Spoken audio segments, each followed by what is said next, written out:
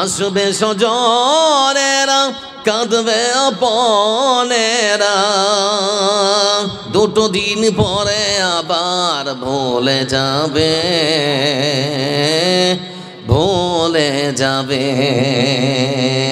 আমিহীন পৃথিবী এমনই রবে, শুধু আমাকে ছেড়ে চলে যেতে হবে। তবে বলতে যাচ্ছি ভূমিকায় সংক্ষেপে একটা কথা, ইসলামের সৌন্দর্যই হচ্ছে সবাইকে এক ছাতার তলায় নিয়ে আসতে হয়। যারা এখানে বসে আছেন, কেউ সিপিএম, কেউ কংগ্রেস, কেউ তৃণমূল করেন, তাই তো নাকি? কিন্তু ইসলামের সৌন্দর্য আজকে সবাই আপনারা এক ছাতার তলায় নিয়ে এসেছেন।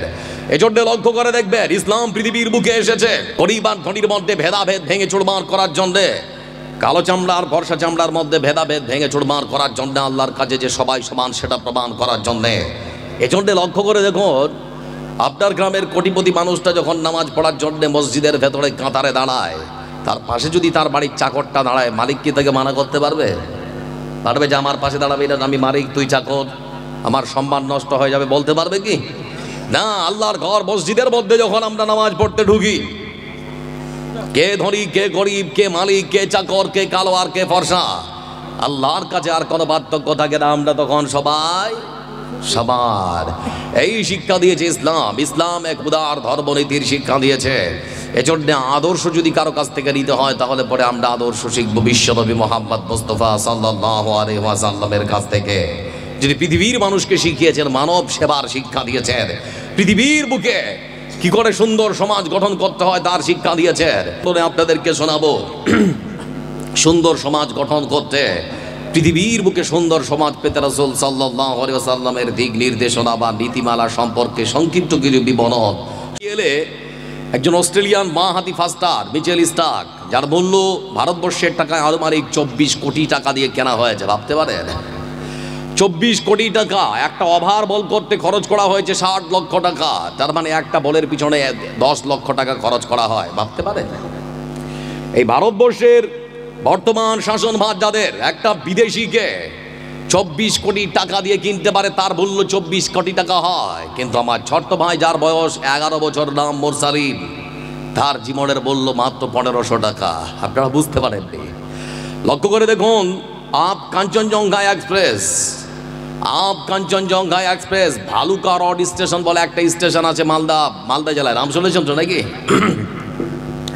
সেই ভালুকা রোডে আমরা লক্ষ্য করে দেখেছিলাম, প্রচন্ড বৃষ্টির কারণে ট্রেনের নিচের দিকটা এক প্রকার খোঁকলা হয়ে গেছে, মাটি বসে গেছে। ছোট্ট বাচ্চা মুরসালিম, আমার ছোট্ট মুসলমান ভাই, লক্ষ্য করে দেখলো যে ট্রেন যদি এদিক দিয়ে পার হয়, তাহলে পরে অঘটন ঘটে গেলে শতাধিক মানুষের প্রাণহানি ঘটতে পারে। নিজের জীবনের পরোয়া না করে ছোট্ট বাচ্চাটা উপস্থিত বুদ্ধিকে কাজে লাগিয়ে পরনের লাল গেঞ্জিটা খুলে ঘোরাতে ঘোরাতে ট্রেনের সামনে এসে দাঁড়ালো। ট্রেন থেকে ড্রাইভার নেমে এসে বলছে, বাবু ব্যাপার কি? পরে ড্রাইভার, ভাই দেখুন একটু নেমে, ট্রেনের রেল লাইনের নিচে বিশাল বড় ধস নেমে গেছে। আমি মনে করলাম ট্রেন যদি এদিক দিয়ে যায়, তাহলে পরে না জানি কোনো বিপদের সম্মুখীন হলে হাজারো মানুষের মৃত্যু হতে পারে।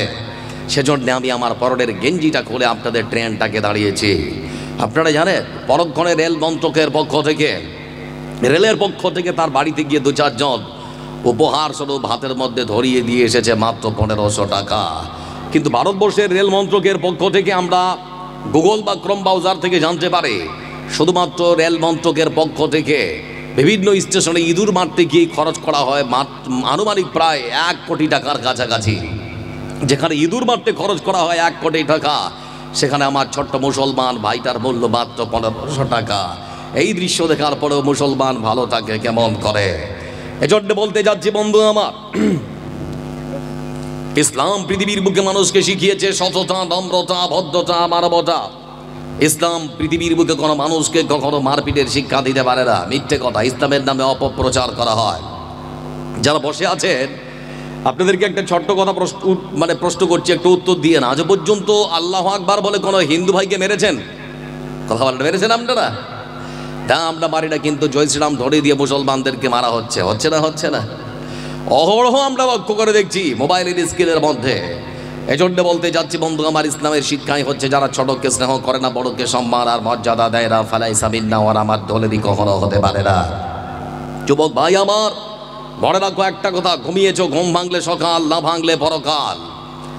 ঘুমিয়েছো ঘুম ভাঙলে সকাল, না ভাঙলে পরকাল। মাটির নিচে গিয়ে যদি ভালো থাকতে চাও তাহলে মাটির উপরে ভালো কাজ করে যাও। মাটির উপরে ভালো কাজ করবেন যত বেশি, মাটির নিচে গিয়ে ভালো থাকবেন তত বেশি।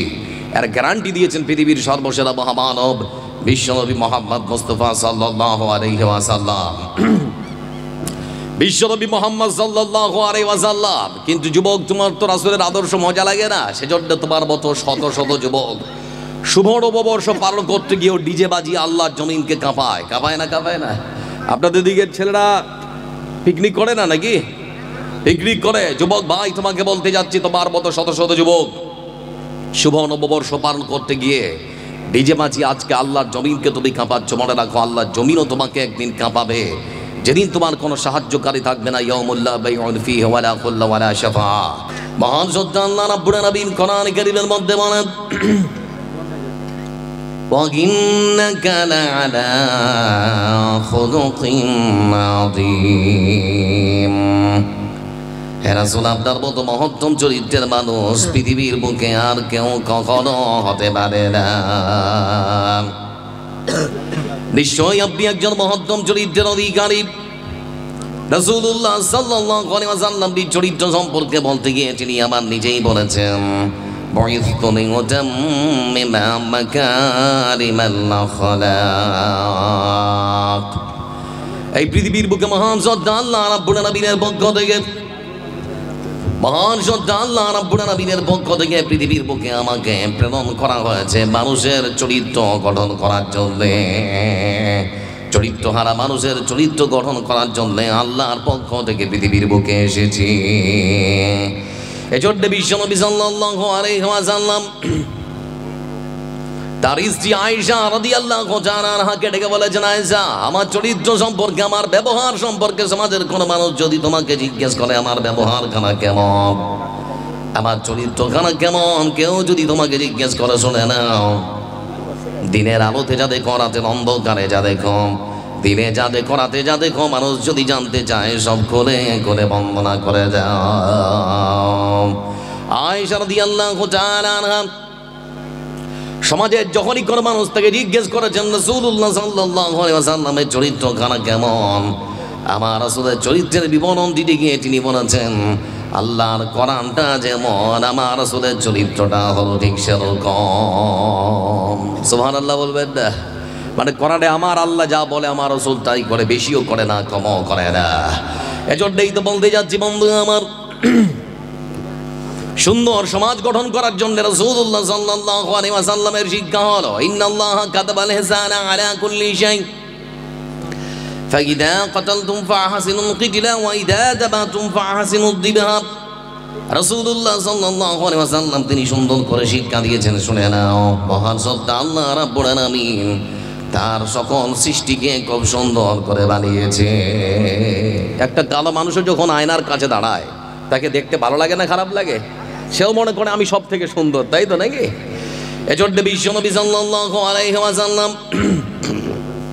তিনি সুন্দর করে বলেছেন, মহান সত্তা আল্লাহ রাব্বুল আলামিন তার সকল সৃষ্টিকে সুন্দর করে বানিয়েছেন।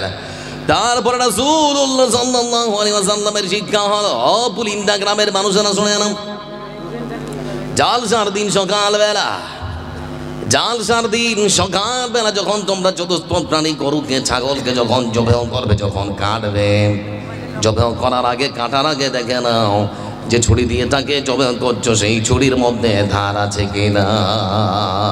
এই শিক্ষা কেন দেওয়া হয়েছে?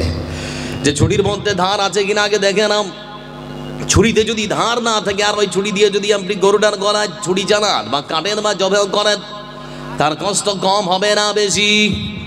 কথা বলে আমার বন্ধুরা, চিন্তা করে দেখুন, একটা চতুষ্পদ প্রাণীকেও ইসলাম কখনো শিক্ষা দিতে পারে না আপনি কষ্ট দিয়ে তাকে হত্যা করতে পারেন। এজন্য সর্বপ্রথমে দেখতে বলা হচ্ছে যে ছুরি দিয়ে কাটবেন সেই ছুরির মধ্যে ধার আছে কিনা।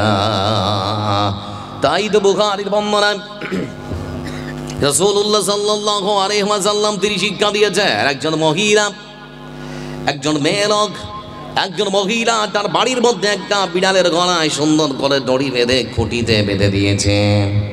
বিড়ালটাকে খেতে দেয় না, রাত যায় দিন যায়, এই মতো করতে করতে বিড়ালটা একদিন হঠাৎ করে মৃত্যুবরণ করে।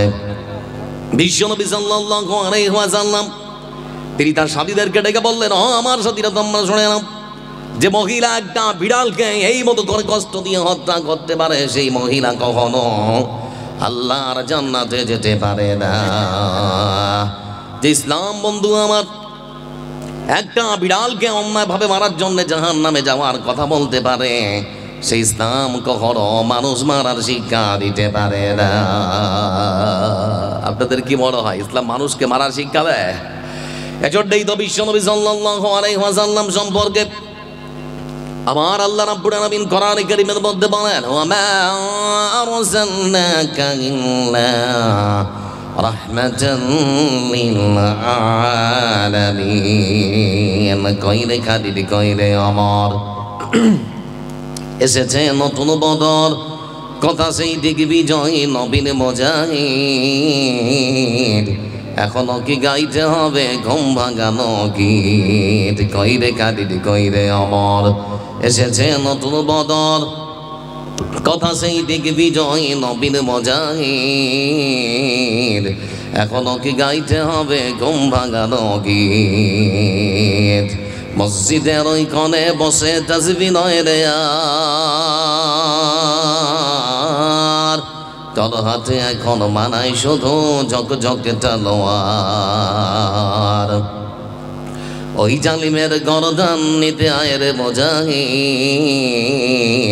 এখনো কি গাইতে হবে গম ভাঙানো গীত?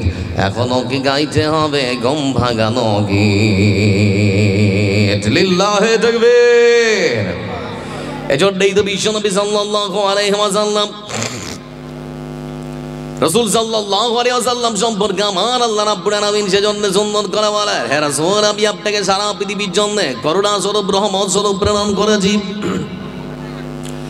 তাই তো রাসূলুল্লাহ সাল্লাল্লাহু আলাইহি ওয়াসাল্লাম পৃথিবীর বুকে যিনি এসেছে, তিনি শিক্ষা দিয়েছেন স্বামীহারা বিধবা মহিলার সঙ্গে সমাজের মানুষ কেমন ব্যবহার করবে, পিতৃহারা এতিম সন্তানের সঙ্গে সমাজের মানুষ কেমন ব্যবহার করবে, এমনকি চতুষ্পদ প্রাণীদের সঙ্গেও সমাজের মানুষ কেমন ব্যবহার করবে তারও শিক্ষা দিয়েছেন।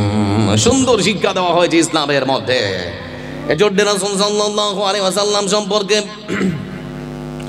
আমার আল্লাহ রাব্বুল আলামিন কোরআনে কারীমের আরেক আয়াতে বলেন, ওয়া মা আরসালনাকা ইল্লা কাফাতান লিন-নাস বাশীরান ওয়া নাযীরা ولكن أكثر الناس لا يعلمون। এই আয়াতের মধ্যে মহান সত্য আল্লাহ রাব্বুল আলামিন আমার রাসূল সাল্লাল্লাহু আলাইহি ওয়াসাল্লাম সম্পর্কে বলতে গিয়ে যিনি আমার সুন্দর করে বলেছেন, শুনে নাও হে রাসূল, আমি আপনাকে সারা পৃথিবীর সমগ্র মানব জাতির জন্য, সেখানে সারা পৃথিবীর জন্য আবার এখানে বলা হচ্ছে সারা পৃথিবীর সমগ্র মানব জাতির জন্য আমি আল্লাহ রাব্বুল আলামিন আপনাকে সতর্ককারী আর সুসংবাদ দাতা হিসেবে প্রেরণ করেছি। অধিকাংশ মানুষই বোঝে না, জানে না, জানার চেষ্টা করে না। যারা বসে আছেন যদি প্রশ্ন করি, রাসূল কি শুধু মুসলমানদের জন্য পৃথিবীতে এসেছেন না সারা পৃথিবীর সমগ্র মানব জাতির জন্য? সারা পৃথিবীর সমগ্র মানব জাতির জন্য তিনি এসেছেন। এজন্য রাসূল সাল্লাল্লাহু আলাইহি ওয়াসাল্লাম সম্পর্কে আমার আল্লাহ রাব্বুল আলামিন কোরআনে কারীমের আয়াতের মধ্যে দুটো জিনিস দিয়ে সতর্ক করছেন, সারা পৃথিবীর জন্য সতর্ককারী সুসংবাদ দাতা। যেখানে জাহান্নামের সুসংবাদ, সেখানে জান্নাতের ভয় আছে না নেই? কথা বলেন। আবার যেখানে জাহান্নামের ভয়, সেখানে সঙ্গে সঙ্গে জান্নাতের সুসংবাদ আছে না নেই? আবার আদম সন্তান কেমন করে আল্লাহর জান্নাতে যাবে তারও শিক্ষা ইসলাম দিয়েছে না দেয়নি?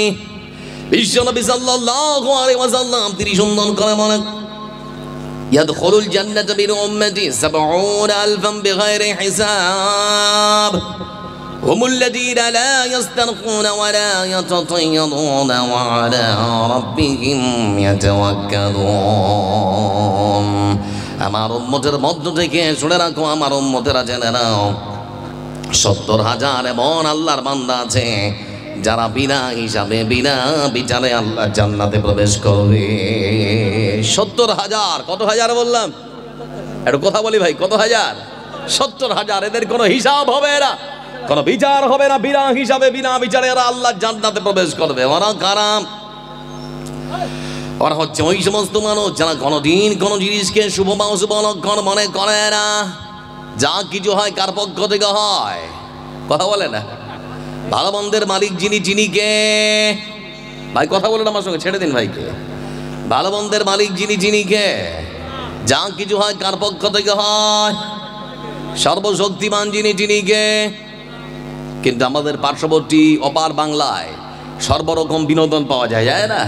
কেরামান কাতিবিন রজহাসরের দিন, কেরামান কাতিবিন রজহাসরের দিন আল্লাহর কাছে যদি করে অভিযোগ,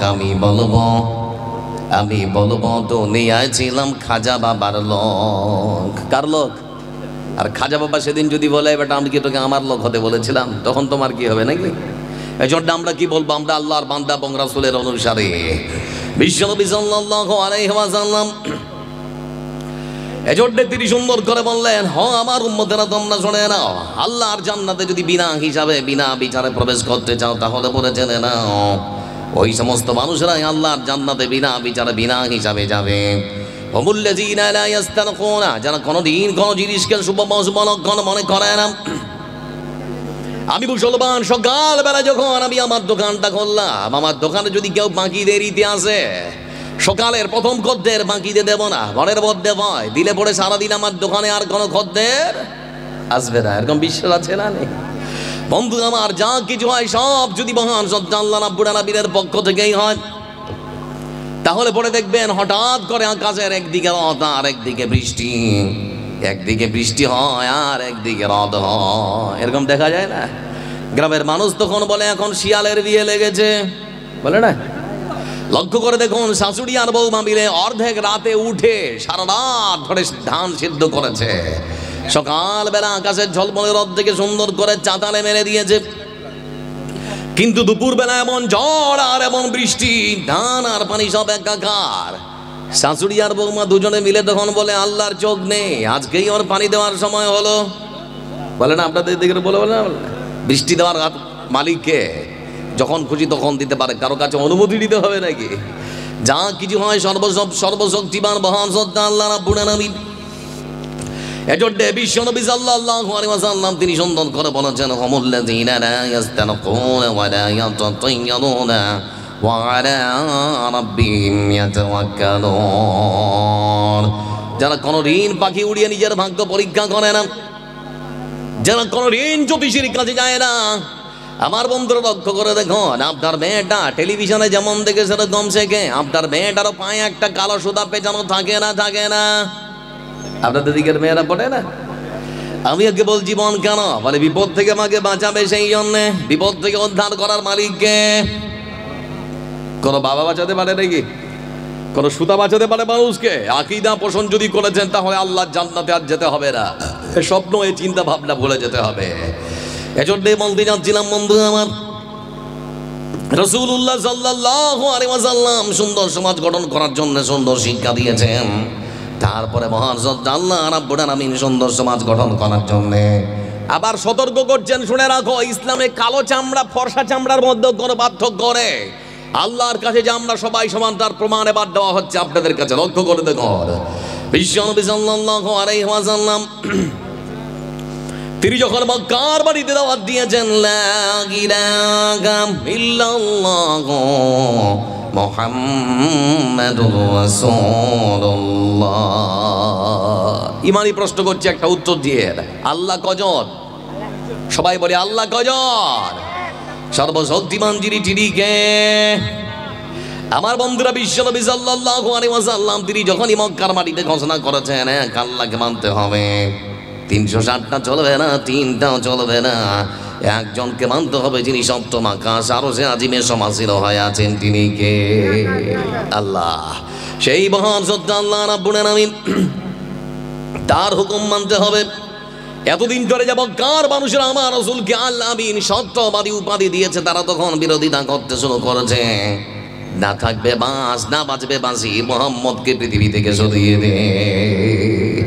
কিন্তু যাকে আল্লাহ বাঁচিয়ে রাখতে চায় তাকে কেউ মারার আছে নাকি?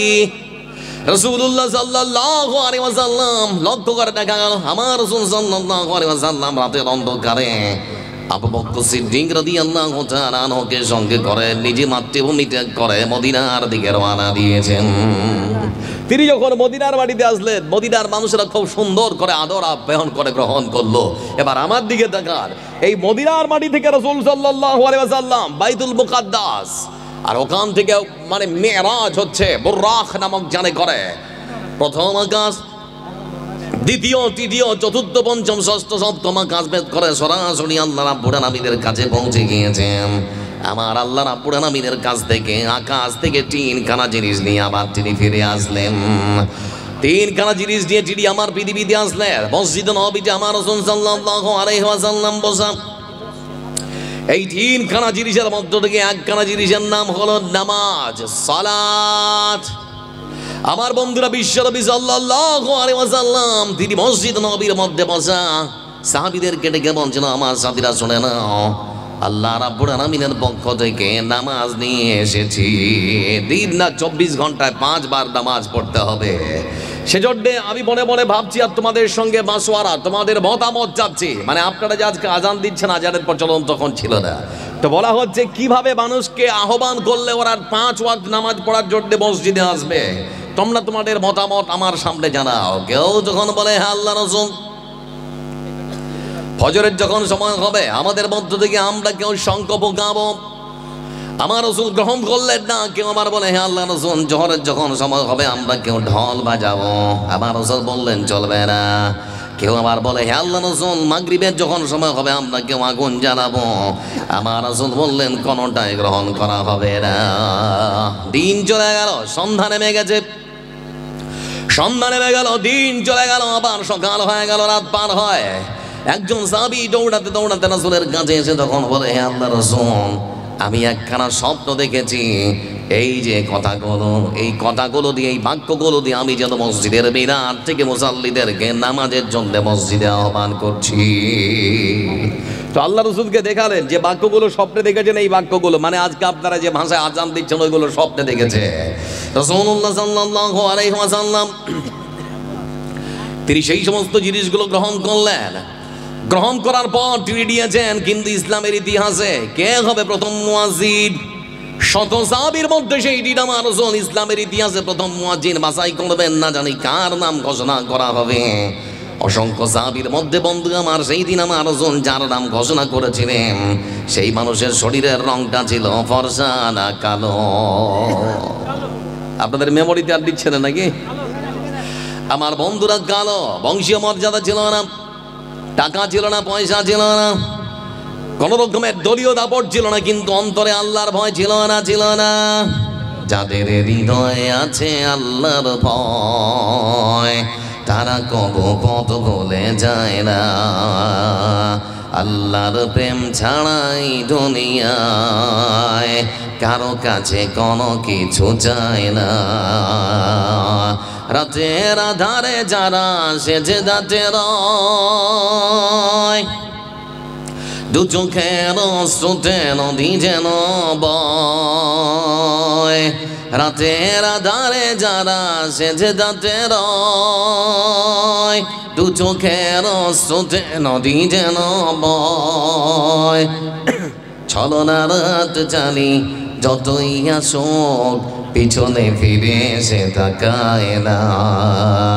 রাতের আধারে যারা সেজে যাতে রয় তারা কবু কোনো ভয় পায় না।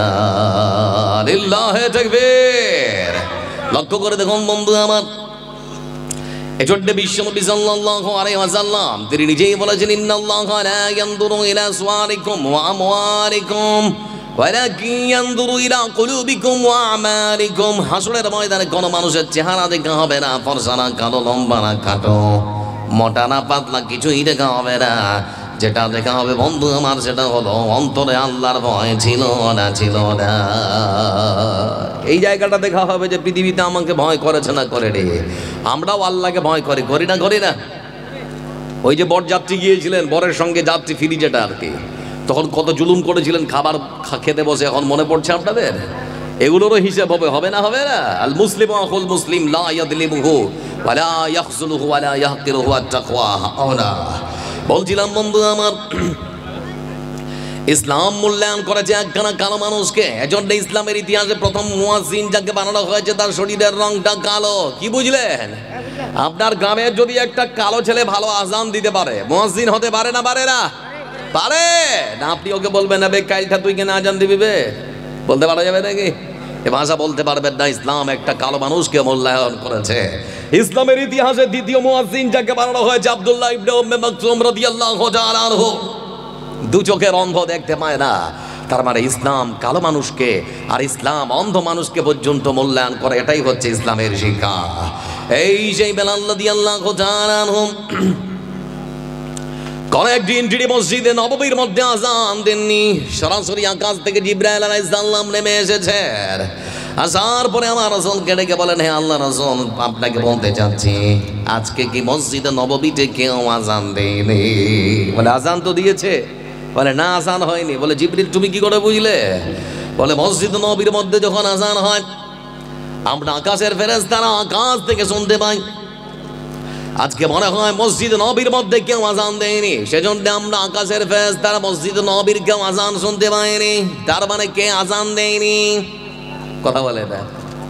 হযরত বেলাল রাদিয়াল্লাহু তাআলা আনহু তিনি আজান দেননি। তার সম্মান, তার মর্যাদা, মহান শ্রদ্ধা আল্লাহ রাব্বুল আলামিন বাড়াতে বাড়াতে বাড়াতে বাড়াতে একেবারে জমিন থেকে আকাশ পর্যন্ত বাড়িয়ে দিয়েছে। এ হচ্ছে ইসলামের শিক্ষা। একটা কালো মানুষকে মূল্যায়ন করেছে। তুমি এত করে ডিস্টার্ব করছো, ছুড়ে ফেলে দেবে এবার আসলে। লক্ষ্য করে দেখুন বন্ধু আমার, এই সেই বেলাল রাদিয়াল্লাহু তাআলা আনহু কোন একদিন আমার রাসূল বেলালকে ডেকে বলেন, বেলাল বলো তো তুমি কি এমন আমল করো, আজকে যখন আমি জান্নাতের মধ্যে প্রবেশ করেছিলাম আমি তোমার হেঁটে যাওয়ার পায়ের শব্দ, জুতোর আওয়াজ আমি আমার কানের মধ্যে শুনেছি। বলো বেলাল তুমি কি এমন আমল করো?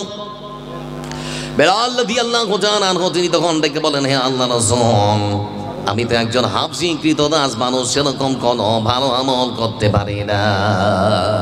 তবে আমার জানা মতে যখনই অপবিত্র হয়েছি, পবিত্রতা অর্জন করার জন্য আমি ওযু করে নিয়েছি। আবার যখনই আমি মসজিদের মধ্যে প্রবেশ করেছি 2 রাকাত তাহিয়াতুল মসজিদ পড়ে তারপরে বসার চেষ্টা করেছি। এই ছোট 2খানা আমল ছাড়া তো আমার সেরকম কোনো আর ভালো আমল মনে পড়ে না। আমার বন্ধুরা দরবারে হলো, বেলাল মনে করছে এটা সামান্য আমল। বিশ্বনবী সাল্লাল্লাহু আলাইহি ওয়াসাল্লাম বেলালকে ডেকে বললেন, বেলাল তোমার কাছে হতে পারে এটা সামান্য ছোট আমল, কিন্তু মহান সত্য আল্লাহ রাব্বুল আলামিনের কাছে এত সুন্দর গ্রহণযোগ্য আর কবুলযোগ্য হয়েছে যে তোমার মতো একখানা কালো হাবশী কৃতদাস মানুষকেও জান্নাতের মধ্যে আমার আগে আগে হাঁটার সুযোগ করে দেওয়া হয়েছে। ভাবা যায়, একটা জান্নাতি মানুষ জান্নাতের মধ্যে রাসূলের আগে আগে হাঁটার সুযোগ। বেলাল একটা কালো হাবশী কৃতদাস মানুষ। এই শিক্ষা দিয়েছে ইসলাম বন্ধু আমার। এটাই হচ্ছে ইসলামের শিক্ষা। কিন্তু লক্ষ্য করে দেখো আমার নেতার চিন্তা ভাবনা কেমন। আমার বিশ্ব নেতা সাল্লাল্লাহু আলাইহি ওয়াসাল্লামের শিক্ষাই হচ্ছে পৃথিবীটা মানুষের হক, ধর্ম থাকুক অন্তরে, মন্দিরেতে ঘন্টা বাজুক, আযান হোক মসজিদে। ইসলাম অন্য কোনো ধর্মকে কখনো অসম্মান করার শিক্ষা দেয় না। তাই তো কোরআনের শিক্ষা, লাকুম দীনুকুম ওয়ালিয়া দীন, লা ইকরাহা ফিদ্দীন। ধর্মের মধ্যে কোনো জুলুম চলবে না। আবার নেতা একরকম, বর্তমান ভারতবর্ষের নেতা আছে না রে, এটা মুখে বলে যা, কাজে সেটা পরিণত করে না, তাই তো নাকি? এজন্য বলতে যাচ্ছি, ভারতবর্ষের যিনি স্বরাষ্ট্রমন্ত্রী নাম কি?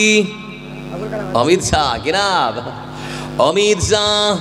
আমার বন্ধুরা, অমিত শাহ ভারতবর্ষের যিনি স্বরাষ্ট্রমন্ত্রী, কাশ্মীরের বারামুল্লা বলে একটা জেলা আছে। এই যে সভামঞ্চ, বিশাল বড় একটা সভামঞ্চে দাঁড়িয়ে তিনি বক্তব্য দিচ্ছেন আর কি, সভামঞ্চে দাঁড়িয়ে রাজনৈতিক ভাষণ দিচ্ছেন। হঠাৎ করে বন্ধু আমার পাশের মসজিদ থেকে আজানের ধ্বনি ভেসে আসলো। আজান শোনার সঙ্গে সঙ্গে অমিত শাহ নিজের বক্তব্যকে থামিয়ে দিয়েছেন। আজান যতক্ষণ না শেষ হয়েছে তিনি থেমে থাকলেন। আজান যখন শেষ হলো তিনি এবার বক্তব্য পেশ করতে শুরু করলেন। তিনি সর্বপ্রথমেই বলছেন যে মুসলমানেরা মনে করেন আমরা বিজেপির নেতা কর্মীরা মুসলমানদের সম্মান আর শ্রদ্ধা করে না, তাদের ভুল ভাঙাবার জন্য মুসলমানদের আজান শুনেছি, সঙ্গে সঙ্গে নিজের বক্তব্যকে থামিয়ে দিয়েছি। তার মানে আমি অমিত শাহ প্রমাণ করে দিলাম আমিও মুসলমানদের ধর্মকে সম্মান আর শ্রদ্ধা করি। বলতে যাচ্ছি অমিত শাহজি, দেশের স্বরাষ্ট্রমন্ত্রী, আপনার চিন্তা ভাবনা এমনই হওয়া দরকার। ভারতবর্ষের মাটিতে যেখানে হিন্দু সেখানে মুসলমান, যেখানে মুসলমান যে সেখানে হিন্দু থাকবে।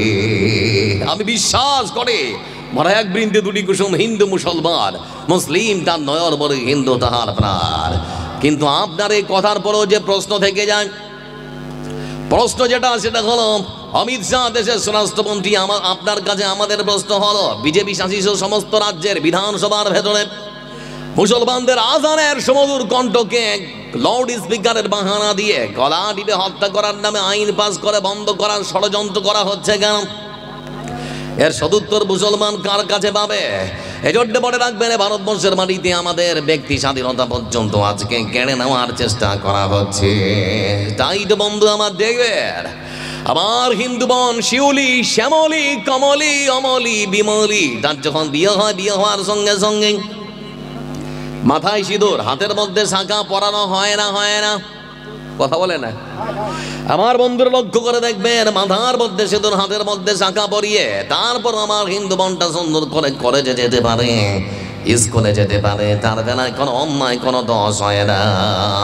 কিন্তু আমার মুসলমান যুবক ভাইটা, আমার মুসলিম যুবতী বোনটা সুন্দর করে বরকা পরে, তার সতীত্ব সম্ভ্রম রক্ষা করার জন্য সুন্দর করে একখানা বরকা পরে আমার বোনটা যখন কলেজ কিংবা স্কুলের মধ্যে প্রবেশ করে, আমার মুসলমান বোনটাকে পর্যন্ত জয় শ্রীরাম ধ্বনির সম্মুখীন হতে হয়। তাকে দেখো পর্যন্ত জয় শ্রীরাম ধ্বনি দেয়, দেয় না? দেয় না? তো এখন মোদিজিকে বলুন, মোদিজি 3,500 কোটি টাকা করে এত বড় রাম মন্দির নির্মাণ করলেন, এই মুসলমানদের অপমান করবেন যদি রাস্তাঘাটে দাড়ি ছিঁড়ে ধমকি আর চমকিয়ে, তাহলে আপনার ধর্মের কি সম্মান বাড়ছে না কমছে? আপনার কাছে আমরা জানার জন্যে আপনার কাছে প্রশ্ন দিলাম, দয়া করে উত্তরটা দিয়ে। এজন্য বলতে যাচ্ছি বন্ধু আমার, আমার ইসলাম শিক্ষা দিয়েছে সততা, নম্রতা, ভদ্রতা, মানবতা, মানুষের সেবা করার শিক্ষা দিয়েছে। ইসলাম কোনোদিন কোনো মানুষকে কষ্ট দেওয়ার শিক্ষা দিতে পারে না। এবার যে কয়েকটা হাদিস নিয়ে আসছি, আমার দিকে চেয়ে থাকবেন, অবাক হয়ে যাবেন আপনারা। লক্ষ্য করে দেখুন বন্ধু আমার, ইসলামের প্রথম শিক্ষা হচ্ছে, রাসূলুল্লাহ সাল্লাল্লাহু আলাইহি ওয়াসাল্লাম তিনি বলেছেন, আল মুসলিম মান সালিমাল মুসলিমুন মিন লিসানিহি ওয়া ইয়াদিহি। মুসলমানের ডেফিনেশন, সংজ্ঞা, মুসলমান কাকে বলে? বিশ্বনবী সাল্লাল্লাহু আলাইহি ওয়াসাল্লাম তিনি মুসলমানের সংজ্ঞা দিতে গিয়ে সুন্দর করে বলেছেন, শুনে নাও, মুসলমান তাকেই বলা হয় যার হাত আর বুক থেকে তার প্রতিবেশী কখনো কষ্ট পায় না। আপনার প্রতিবেশী যদি হিন্দু হয়, ও যদি অমুসলিম হয়, তারপরেও কি তাকে আপনারা মারবেন? আচ্ছা ভাই, আপনারা বিরক্ত হচ্ছেন নাকি? ছেড়ে দেব? একটু শুনুন, প্রতিবেশী যদি হিন্দু হয়, তারপরেও কি ইসলাম আপনাকে তাকে মারার অনুমতি দিয়েছে? না, অনুমতি নেই। এজন্য বিশ্বনবী সাল্লাল্লাহু আলাইহি ওয়াসাল্লাম তিনি সুন্দর করে বলেছেন, মুসলমান তাকেই বলা হয় যার বুক আর হাত থেকে তার প্রতিবেশী কষ্ট পায় না। রাসূলুল্লাহ সাল্লাল্লাহু আলাইহি ওয়াসাল্লাম আরেকখানা হাদিসের মধ্যে বলেন, মাইয়াদ মাল্লি মা বাইনা নাহিয়াইহি ওয়া মা বাইনা রিজলাইহি আযমান লাহুল জান্নাহ। সংবিধানের রাষ্ট্র ধর্ম নিরপেক্ষ বলে, তোমার কেন জলে রে বন্ধু, তোমার কেন জলে, তোমার কেন জলে রে বন্ধু, তোমার কেন জলে। ইসলাম হলো শান্তির ধর্ম, আছে সুবিচার,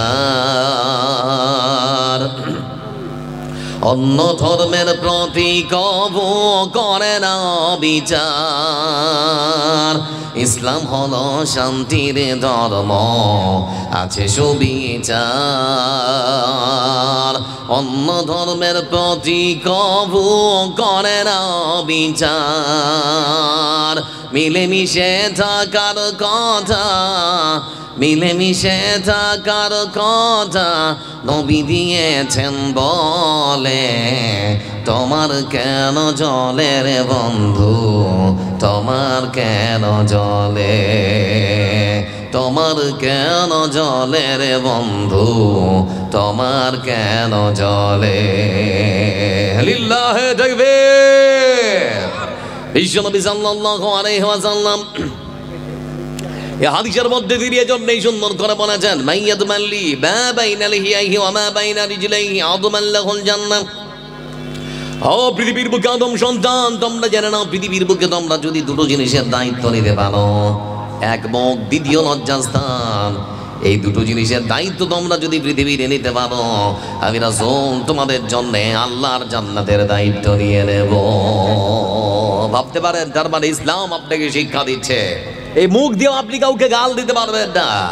তাই তো রাসূল সাল্লাল্লাহু আলাইহি ওয়াসাল্লামের আরেকখানা হাদিস লক্ষ্য করে দেখুন বন্ধু আমার, লাউলা আন আশুক্কা আলা উম্মতি আলাইকা বিসওয়াক, আমি যদি আমার উম্মতের উপরে ভারী না মনে করতাম, তাহলে পরে আমি আমার প্রত্যেক উম্মতদেরকে হুকুম দিতাম নামাজের আগে ওযুর সময় সুন্দর করে তারা যেন মিসওয়াক করে নেয়, তারা যেন দাঁতগুলো ব্রাশ করে নেয়, দাঁত বেজে নেয়, সুন্দর করে যেন মিসওয়াক করে নেয়। কখন? নামাজের আগে ওযুর সময়। যদি আমি এটা ভারী না মনে করতাম, এই দাঁত মাজা কাজটা অনেক মানুষের কাছে খুবই কঠিন, তাই তো নাকি? হ্যাঁ বলে খুবই কঠিন নয়? আমার বন্ধুরা মনে রাখবেন, এই জন্যে লক্ষ্য করে দেখুন, যারা সমাজের মধ্যে দাঁত মাজে না, তাদের মুখের মধ্য থেকে এক প্রকার দুর্গন্ধ আছে না নেই? দেখবেন ভালো করে, পায়খানার গন্ধ একরকম, পেশাবের গন্ধ আর একরকম, মুখের দুর্গন্ধ তার থেকে বেশি না কম। এজন্য ইসলাম শিক্ষা দিয়েছে, শুনে নাও, দাঁতগুলোকে ব্রাশ করে নাও, তোমার প্রতিবেশী কিংবা তোমার কাছের মানুষটা যেন মুখের গন্ধ দিয়েও কষ্ট না পায়। এজন্য রাসূল সাল্লাল্লাহু আলাইহি ওয়াসাল্লাম শিক্ষা দিয়েছেন, আদম সন্তান জেনে নাও, কাঁচা পেঁয়াজ আর রসুন খেয়ে যদি থাকো, কাঁচা পেঁয়াজ আর রসুন খাওয়া অবস্থায় মসজিদে নামাজ পড়তেও তোমরা আসবে না। বলে কেন? কাঁচা পেঁয়াজ আর রসুন যদি খেয়ে থাকেন তো মুখের মধ্য থেকে এক প্রকার গন্ধ বের হয় না? আপনি যখন নামাজে দাঁড়াবেন, আপনার পার্শ্ববর্তী যেন আপনার মুসলমান ভাই আপনার মুখের দুর্গন্ধ যেন নামাজের মধ্যে কোনো কষ্ট না পায়। তারপরে ইসলাম একখানা উদার ধর্মনীতির শিক্ষা দিয়েছে সুন্দর সমাজ গঠন করার জন্য। মারপিট তো দূরের কথা বন্ধু আমার, ইসলাম শিক্ষা দিয়েছে মুখের দুর্গন্ধ দিয়ে আপনি আপনার প্রতিবেশী বা কাছের মানুষটাকেও কষ্ট দিতে পারেন না। এবার বলতে যাচ্ছি বন্ধু আমার, কাঁচা পেঁয়াজ আর রসুন খাওয়ার কারণে মুখের মধ্য থেকে দুর্গন্ধ বের হয়। এজন্য যে ইসলাম আমাকে নামাজ পড়তে যাওয়ার নিষেধ করে। যারা বসে আছে, এবার আপনাদেরকে প্রশ্ন করি, যারা ধূমপান করে, ধূমপাই, যারা গুটখা খায়, তাদের মুখ থেকে গন্ধ আছে না নেই? বের হয় না? কাপড়টা ঝাড়া মারলে এক প্রকার গন্ধ বের হয়। হ্যাঁ তো কি করবো? হ্যাঁ তো ঠিক আছে, আমি শেষ করে দেবো, আপনি বলেন, আমার মনে আছে। লক্ষ্য করে দেখুন বন্ধু আমার, ওই সমস্ত ধূমপাই যারা, তাদের কাপড়টা ঝাড়া দিলেও গন্ধ বের হয়। সমাজের মানুষ নাম রেখেছে আতর আলী, আতর আলী নাকি? কিন্তু এত বিড়ি খায় যে ওর কাপড়টা ঝাড়া দিলেও গন্ধ বের হয়। লক্ষ্য করে দেখুন বন্ধু আমার, সকালবেলা লক্ষ্য করে দেখলাম, তাই তো চাচা ফজরের নামাজ শেষ করে তারপরে মানে ওই প্রস্তুতি নিচ্ছে আর কি, লটা হাতে করে বিড়ি টানতে টানতে পায়খানা করার জন্য জঙ্গলের দিকে। তা আমি জিজ্ঞেস করছি, চাচাজি কোথায়? তো বলছে, দেখতে পারিস না আমি এখন ওই মুখে বিড়ি আর হাতে লটা পায়খানা করতে যাচ্ছি। আমি জিজ্ঞেস করলাম, চাচাজি পায়খানা করার পর পবিত্রতা অর্জন করার জন্য পানির প্রয়োজন, মুখে বিড়ি কেন? চাচা যখন আমাকে ডেকে বলে, ও ভাতিজা সর, বিড়ি যদি না টানি নিচে নামবে না। এরকম বিশ্বাস মানুষের আছে না, যে যদি আমি পায়খানায় বিড়ি না খাই তাহলে পরে পায়খানা হবে না। এই মানুষকে আল্লাহ কোরআনে বলছেন, লাকাদ খালাকনাল ইনসানা ফি আহসানি তাকওয়িম, আমি মানুষকে খুব সুন্দর করে বানিয়েছি। এ মানুষ যখন নিজের সম্মান আর মর্যাদা ঠিক মতো রক্ষা করে রে, আমি আল্লাহ তখন তাকে উল্টো দিকে ফিরিয়ে দিয়েছি। আমি আল্লাহ তখন তাকে পায়খানার মধ্যে বিড়ি টানতে বাধ্য করেছি। না আবার কত মজা লাগে। এজন্য খাবার কখনো মুসলমানের হতে পারে না। কথাগুলোকে মূল্যায়ন করুন। বাবু আর 10টা মিনিট দাঁড়াও, ডিস্টার্ব দিও না, চলো দাঁড়াও। তোমাদের যে কি বলবো, সব জায়গাতে এরকম করো। লক্ষ্য করে দেখুন বন্ধু আমার, বিশ্বনবী সাল্লাল্লাহু আলাইহি ওয়াসাল্লাম এই মতো করে সুন্দর সমাজ গঠন করার শিক্ষা দিয়েছেন মানুষকে। কেন মানতে পারেন না আল্লাহর হুকুম? প্রত্যেকটা মানুষের সঙ্গে আল্লাহর নিয়ামত জড়িয়ে আছে না নেই? শেষে মাত্র 10টা মিনিট তো আপনাদেরকে শোনাচ্ছি, এমন একটা কথা অবাক হয়ে যাবেন আপনারা। প্রত্যেকটা মানুষের প্রত্যেকটা দেহের সঙ্গে আল্লাহর অসংখ্য নিয়ামত জড়িয়ে আছে, আছে না? আপনার চোখ, আপনার হাত, আপনার কান, আপনার নাক, শরীরের একটা অঙ্গ যদি অকেজ হয়ে পড়ে দেখবেন আর ভালো লাগবে না। শান্তি আছে? আপনার আঙুলটা যদি একটু ব্যথা করে দেখবেন পুরো শরীর মনে হচ্ছে যেন কেমন কেমন লাগছে, আর ভালো লাগে না। তো সুস্থ শরীর আল্লাহর একটা বিশাল বড় নিয়ামত। তাই তো লক্ষ্য করে দেখলাম, এক মানুষ তার একটা জীবনের গল্প, একটা কাহিনী সুন্দর করে মোবাইলের মধ্যে বর্ণনা করেছে। হুগলি জেলায় যার বাড়ি, পান্ডুয়ায়, লোকটা দুপুরবেলা তার পরিবারের সঙ্গে মাছ ভাত খেতে বসেছে, বাঙালির প্রধান খাদ্য। খেতে খেতে খেতে খেতে লোকটার বাম পাঁজরে প্রচণ্ড ব্যথা অনুভূত হয়েছে। বড় ছেলেকে তখন ডেকে বলছে, বেটা প্রচণ্ড শরীর ব্যথা করছে, বুকের বাম পাঁজরটা, মনে হচ্ছে হার্টের কোনো একটা ডিস্টার্ব হয়ে গেছে, আমাকে তাড়াতাড়ি করে হাসপাতালে না হলে মরে যাব। বাড়িতেই ছিল গাড়ি, তার তড়িঘড়ি করে তাকে চুঁচুড়া সদর হাসপাতালে নিয়ে যাওয়া হলো। চুঁচুড়া হাসপাতালের ডাক্তার এসে তার বাবার বুকের মধ্যে ইসিজি রক্তের নমুনা নেওয়ার পর যখন রিপোর্ট হাতে এসেছে, ডাক্তাররা তখন ডেকে বলছে, আপনার বাবার হার্টের মধ্যে ব্লকেজ ধরা পড়েছে, তড়িঘড়ি করে অপারেশন ছাড়া লোকটাকে বাঁচানো যাবে না। স্যার দেরি করছেন কেন, করুন। বলে আমাদের এখানে সেরকম কোনো প্রযুক্তি নেই, আপনি কলকাতা সিটি নার্সিং হোমে নিয়ে যান। কলকাতা সিটি নার্সিং হোমে নিয়ে চলে যাওয়া হলো। রাত আনুমানিক তখন 8:30টার সময় সেই লোকটাকে অপারেশন থিয়েটারের মধ্যে যখন প্রবেশ করানো হয়েছে, আমার বন্ধুরা ডাক্তার অপারেশন করতে সময় নিয়েছে 2.5 ঘন্টা। 2.5 ঘন্টা ধরে তার বাবার বুকটাকে চিরে কেটে ফেড়ে সুন্দর করে সার্জারি করার পর আবার বুকটাকে সেলাই করে দিয়েছে। লোকটাকে পুরোপুরি সুস্থ করে তোলার জন্যে 2.5 ঘন্টা অপারেশন করার পর, সেলাই করার পর ভালো করে সুস্থ করে তোলার জন্য 4 দিন ধরে নার্সিং হোমের মধ্যে রাখলো। 4 দিনের দিন বিকেল বেলা লোকটাকে হুইল চেয়ারের মধ্যে যখন আবার রিলিজ করা হচ্ছে, বাড়িতে পাঠানো হচ্ছে, আমার বন্ধুরা সেই লোকটা হুইল চেয়ারের মধ্যে বসা, পাশে তার বড় ছেলে দাঁড়ালো। তো বড় ছেলের হাতের মধ্যে একখানা কাগজ দেখতে পাচ্ছে আর কি। তো কাগজটা দেখার পর বাবা জিজ্ঞেস করছে, হ্যাঁ রে ওটা কি? ছেলে তখন দেখে বলে, আব্বা এটা হচ্ছে আপনার অপারেশনের বিল। বলে দেখি আমার হাতে একটু দে তো। উপর থেকে নিচ পর্যন্ত তখন লোকটা যেই উপর থেকে নিচ পর্যন্ত তাকাতে শুরু করেছে, নিচের দিকে তাকাবার পর লোকটা ঝরঝর করে কাঁদতে শুরু করেছে। পাশে দাঁড়িয়ে থাকা ডাক্তার তখন জিজ্ঞেস করে, বাপজি কি ব্যাপার, কাঁদছেন কেন? বিল কি বেশি হয়েছে সেজন্য মন খারাপ? মন খারাপ করবেন না, বিল যদি বেশি হয় ডাক্তাররা আমরা আলোচনা করবো, সম্ভব হলে কমাবো, কাঁদবেন না।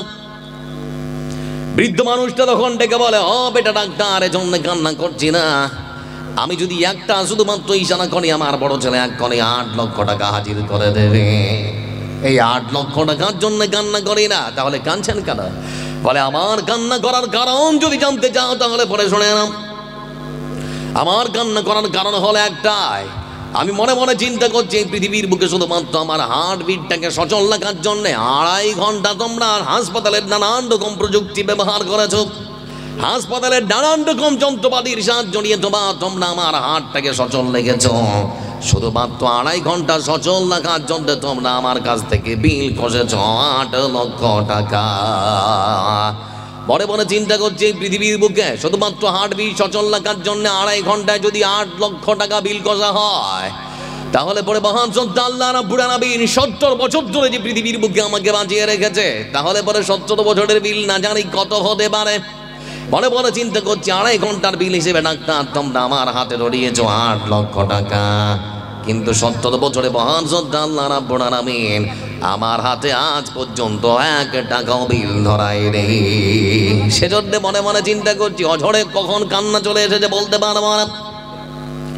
মহান সত্তা আল্লাহ রাব্বুল আলামিনের শুকরিয়া আদায় করছি, আর আল্লাহকে ডেকে বলছি, রাব্বুল আলামিন যাই করি সব কিছুই তোমার ভালোবাসা পাওয়ার জন্য, সুখে থাকি দুঃখে থাকি তারপরেও আলহামদুলিল্লাহ। তাই তো নাকি? বলে হুজুর আমার যে একটা হাত নেই তারপরেও আলহামদুলিল্লাহ। আরে ভাই যার দুটো নেই তার দিকে তাকান। বলে আমার দুটো হাত নেই, যার দুটো হাত দুটো পা নেই তার দিকে তাকান। বলে আমি যে কুড়ে ঘরে থাকি, আরে ভাই যে ট্রেন স্টেশনে থাকে তার দিকে তাকান। আপনার সাইকেল নেই তো যে পায়ে হেঁটে চলে তার দিকে তাকান, তাহলে মনের মধ্যে শান্তি আর তৃপ্তি আসবে। এটাই ইসলামের শিক্ষা। আপনাকে উপরের দিকে তাকাতে হবে না, আপনার থেকে নিচে থাকে তারা, যারা তাদের দিকে তাকান তাহলে পরে মনের মধ্যে আর শান্তি আর তৃপ্তি আসবে। কারণ আল্লাহ যে অবস্থাতে রেখেছে সেই অবস্থাতে আলহামদুলিল্লাহ। 2002 সালে যখন গুজরাটের ভয়ঙ্কর ভূমিকম্প হচ্ছে, সেই ভূমিকম্পে একজন মানুষ কি করে বেঁচে গেছে, এক রিক্সাওয়ালা। তো আনন্দবাজার পত্রিকার একজন সাংবাদিক তার সাক্ষাৎকার দিচ্ছে। বলে ভাই আপনি বাঁচলেন কেমন করে? বলে আপনি বলবেন না সাংবাদিক ভাই, আমি রিক্সা চালাই, প্রতিদিন বাড়িতে আসি, নামাজ পড়ার পর পরিবারের সঙ্গে খাওয়া দাওয়া শেষ করে ঘুমিয়ে যাই। তো সেই রুটিনে আমি খাওয়া দাওয়া শেষ করে ঘুমিয়ে পড়েছি। আমি কুড়ে ঘরে বাস করি, চালটা ফুটো আকাশের তারা গুনছি, মনটা খুব খারাপ। আমি আল্লাহর কাছে অভিযোগ পেশ করে বলছি, আল্লাহ রিক্সা চালিয়ে 5 ওয়াক্তের নামাজ পড়বো, আমি থাকবো ঝুপড়িতে, আর যারা কোনোদিন পশ্চিম দিকে আছাড় খায় না ওরা থাকবে বিল্ডিংয়ে, এই তোমার বিচার? এই তোমার বিচার, মানে মনের মধ্যে একদম একটা ক্ষোভ আর এমন একটা অভিযোগ আল্লাহর কাছে পেশ করলাম। তো এই চিন্তা ভাবনা করতে করতে কখন যে অজান্তে আমার ঘুম চলে এসেছে আমি বলতে পারবো না। যেই ঘুম লেগেছে, ঘুম লাগার পর রাতের অন্ধকারে মাটি থরথর করে কাঁপতে শুরু করলো। মাটি যখন কাঁপতে শুরু করেছে, ঠাস ঠাস করে বিল্ডিং গুলো ভাঙতে শুরু করলো। বিল্ডিং এর কিছু টুকরো আমার চালের ফুটো দিয়ে আমার শরীরে যখন লেগেছে, আমার ঘুম ভেঙে গেল। আমি আটকে উঠলাম, নিজের পরিবারকে নিয়ে বাড়ি থেকে বের হলাম। চারিদিকে শুধুমাত্র হাহাকার, চিৎকার, চেঁচামেচি, বাঁচাও বাঁচাও আর বাঁচাও। আমি তখন দেখলাম আমার বাড়ির পাশে যে 25 তালা 30 তালা বিল্ডিং গুলো ছিল সব একেবারে ধূলিসাৎ মাটির সঙ্গে মিশে গেছে। আমি তখন আল্লাহর কাছে ধরাশায়ী আর আল্লাহর কাছে অনুশোচনা অনুতপ্ত সহকারে এক প্রকার করজোড়ে আল্লাহর কাছে আমি বলতে বাধ্য হলাম, রব্বুল আলামিন, কুড়ে ঘরে ছিলাম বলে এখনো পর্যন্ত বেঁচে আছি। বিল্ডিং এ থাকলে এতক্ষণ পর্যন্ত চুরিপুটি হয়ে যেতাম, তোমার শুকরিয়া আলহামদুলিল্লাহ। তাই তো নাকি? সব জায়গায় বিপদে মুসিবতে কার প্রশংসা আদায় করব? আল্লাহর প্রশংসা আদায় করব। বন্ধু আমার, ইশারা করা হয়েছে দুটো, শেষ করে দিচ্ছি। তার আগে মাত্র 2 মিনিট আল্লাহর কোরআনের একটা আয়াত বলে দিচ্ছি, মনে রাখবেন একটা কথা। ইন্নাল্লাহা লা ইউগাইয়িরু মা বিকাওমিন হাত্তা ইউগাইয়িরু মা বিআনফুসিহিম। যে ব্যক্তি নিজেকে পরিবর্তন করার চেষ্টা করে না, আমি আল্লাহ তাকে কখনো পরিবর্তন করি না। আপনি যদি মনে করেন পরিবর্তন হব না, তো আল্লাহ আপনাকে পরিবর্তন করবেন না। আগে পরিবর্তন হওয়ার চেষ্টা করুন। কেমন করে পরিবর্তন হবেন? একটা শুধুমাত্র উদাহরণ আমি আপনাদের সামনে দিচ্ছি। দেখুন, এখান থেকে যদি মনে করেন কিছু নেওয়া গেল বা পেলাম, তাহলে পরে পরিবর্তন হওয়ার চেষ্টা করবেন। কারণ একটা কথা মনে রাখবেন, বাবা কবর করছে, বড় ভাই ছোট ভাইয়ের লাশ কাঁধে করে কবর পর্যন্ত নিয়ে গেছে। এরকম উদাহরণ আমাদের এলাকায় আছে না নেই? আছে। এজন্য মনে রাখবেন বন্ধু আমার, পৃথিবীর বুক থেকে কে কখন চলে যাবেন তার কোনো নিশ্চয়তা নেই। মনে রাখবেন, সর্বসময় মৃত্যু খুবই সন্নিকটে। পৃথিবীতে আসার শিয়াল থাকলেও যাবার কোনো শিয়াল থাকতে পারে না। আমিহীন পৃথিবী এমনই রবে, শুধু আমাকে ছেড়ে চলে যেতে হবে। আমিহীন পৃথিবী এমনই রবে, শুধু আমাকে ছেড়ে চলে যেতে হবে। আসবে স্বজনেরা, কাঁদবে আপনেরা। আসবে স্বজনেরা, কাঁদবে আপনেরা। 2 দিন পরে আবার ভুলে যাবে।